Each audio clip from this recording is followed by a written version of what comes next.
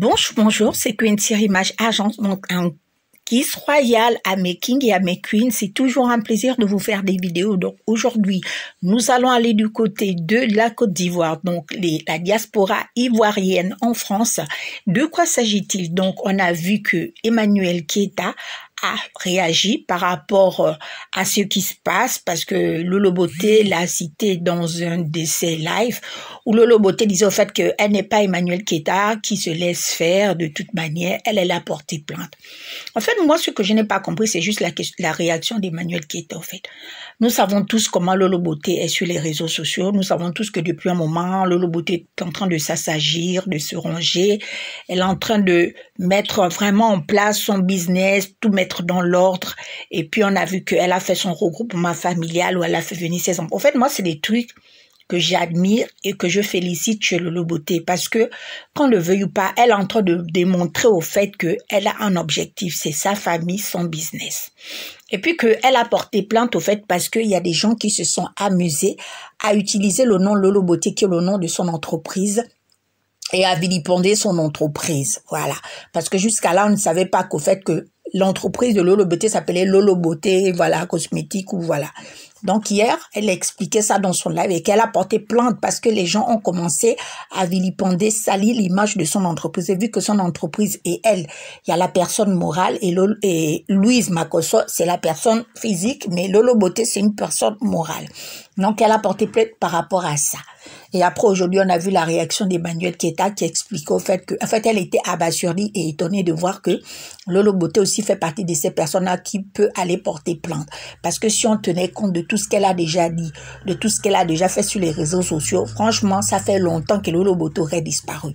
Donc, elle ne comprenait pas sa réaction. Moi, en fait, je ne comprends pas la réaction d'Emmanuel Keita parce que si Emmanuel Keita a réagi juste par rapport au live d'hier. Dans le live d'hier, Lolo Beauté n'a rien dit de mal. Elle a juste dit que, moi, je ne vais pas me laisser faire comme Emmanuel Keita. Donc, Emmanuel Keita explique au fait qu'elle ne s'est pas laissée faire, qu'elle a pris son temps et en heure, ces personnes-là vont être arrêtées. Donc, elle n'est pas en train de faire les choses à la va-vite. Moi, ce que j'aime, au fait, avec tout ce qui se passe en ce moment, c'est que beaucoup de personnes vont commencer à se rendre compte que les réseaux sociaux, au fait, c'est un village mondial. Quelles que soient les raisons que tu n'as pas à venir sur les réseaux sociaux pour parler n'importe comment, pour insulter les gens n'importe comment, pour dire tout à n'importe quoi. Je crois que même Lolo Beauté elle-même, qui a commencé avec cette manière de faire, elle commence à faire moins de clash, elle commence à se ranger parce que la loi, c'est la loi pour tout le monde. Et elle sait qui est bien, elle vit en France. Donc, elle va devoir vraiment se mettre au pas. Et je trouve dommage au fait que des sœurs d'un même pays passent leur vie à se dénigrer, à s'insulter, à insulter leurs enfants, à insulter leur mode de vie, leur orientation, tout et n'importe quoi. Moi, je me suis toujours dit, je ne sais pas si c'est l'école qui a manqué à certaines personnes ou si c'est l'éducation. Franchement, je me suis posé des questions, en fait. Les réseaux sociaux, c'est un village mondial. C'est-à-dire la connerie que tu fais sur les réseaux sociaux va se retrouver au bout du monde. C'est-à-dire que tu vas même rater des opportunités à cause de ton comportement sur les réseaux sociaux. Et quand on dit aux gens sur les réseaux sociaux que même si tu donnes ton point de vue, il faut le donner avec politesse. Tu peux donner ton point de vue, mais tu ne dois pas dénigrer la personne. Tu peux parler de X et Y, tu donnes juste ton point de vue et tu ne confirmes pas. Tu dis, il paraît. Mais il y a des gens, quand ils viennent sur les réseaux sociaux, ils vont venir afficher ta nudité, ils vont venir parler de ton intimité sans ton accord, ils vont venir afficher l'adresse où tu habites sans ton accord, ils vont aller jusqu'à parler de ton entreprise. Moi je me dis, je crois que certaines personnes, il leur manque la connaissance juridique. Parce que même si on n'a pas fait d'études, on doit avoir une certaine décence et un certain comportement. J'avais déjà fait une vidéo ici sur le harcèlement, le cyberharcèlement qu'il y a sur les réseaux sociaux. Et il y a beaucoup de gens qui vont se retrouver en procès comme la blague. Une célébrité peut porter un vêtement, tu peux donner ton avis, mais tu n'es pas obligé de dénigrer la célébrité.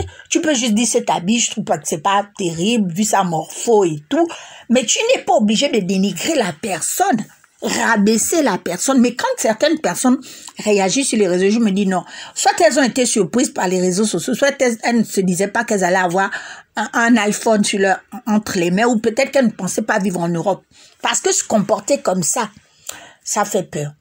Donc j'étais contente aussi de voir la réaction d'Emmanuel Keita, parce que elle a été très critiquée sur les réseaux sociaux avec l'histoire de la paix. Quand elle a embêté Yves Duro, après elle s'est rendue compte que elle a donné son avis sur César, elle a donné son avis sur l'affaire de Yves Duro et Gugu, elle a donné son avis, voilà, sur Suspect 95, tout ça, Lolo Beauté est sorti, chacun est sorti, c'est monté, en fait c'est tout, voilà. Mais on ne doit pas dénigrer une femme, parler de ses enfants, parler de ses relations. Et quand je vois les gens de fois donner leur avis et aller aussi loin, je me dis, ah, ces gens-là ne savent pas qu'ils vont devoir payer beaucoup d'argent pour ce qu'ils font. À chaque fois qu'on donne une information sur les réseaux sociaux, c'est une information que la célébrité elle-même, elle a postée. C'est un buzz qu'elle-même, elle est venue mettre sur les réseaux sociaux. Donc, on va juste donner notre avis. Mais aller inspecter dans l'intimité des gens, ça, c'est autre chose. Et nous avons aussi vu le cas, je veux parler aussi des blogueuses camerounaises. Fleur de Lille était la première à venir sur les réseaux sociaux. Elle est restée sur le thème de la pimenterie, c'est monté, c'est descendu, les vendeuses de piment. Après, j'ai connu Compressor, Aline Zomo qui était là aussi. Après, quand Lolo Fodja est venu, Lolo Fodja a mené un nouveau concept. Elle est sortie des clashs progressivement. Après, elle a commencé à faire son talk show comme Oprah à son niveau et ça a pris. Aujourd'hui, Lolo Fodja a signé avec Vox Africa. C'est pour vous dire que l'image que vous, les blogueuses africaines là, vous êtes en train de faire sur les réseaux sociaux, quand ça va retomber sur vous, ne dites pas que non, c'est le sorcier du village qui me mange. Voilà maintenant Lolo Fodja aujourd'hui. Elle défend certaines causes, elle donne son avis. Même si on sait que notre Lolo Fodja, elle aime crier, elle aime aboyer, c'est pas grave, on l'aime comme ça. Fleur de Lille est sortie maintenant pour montrer son mécontentement, pour montrer comment Lolo Fodja a des longs yeux, que Lolo Fodja, c'est une opportuniste, machin. Ce que Fleur de Lille n'avait pas compris, c'est que quand elle est venue sur les réseaux sociaux, elle était la première, elle avait le pouvoir. Mais elle n'a pas su en tirer. Elle allait sortir sa gamme de produits cosmétiques, ce qui est bien. Mais elle ne peut pas en vouloir à Lolo Fodja d'être sortie du lot, d'être sortie des clashs. À un moment, tu viens pour les clashs, mais à un moment, il faut sortir. Lolo Fodja a su tirer son épingle du jeu. Et je félicite Lolo Fodja pour ça. Et c'est le problème que beaucoup de blogueuses ont. Quand vous venez sur les réseaux sociaux, passez vos vies à vous clasher les enfants, les maris, les familles, les pères, les mères, les mots d'y a par ici, les mots d'y a par là. Je me dis que, est-ce que ces gens-là comprennent un peu le sens vraiment des réseaux sociaux? Parce qu'on nous regarde sur la toile. Donc, il est hyper important de mieux se comporter et quand tu sors un mot ou quand tu donnes un avis, tu n'as pas le droit d'insulter la personne. Moi, je parle de Carmen Sama, je parle de Maloué, je parle de Josie, je parle de XY. Mais je ne vais jamais en aucun cas insulter, dire comment elle est. Mais ça n'a pas de sens.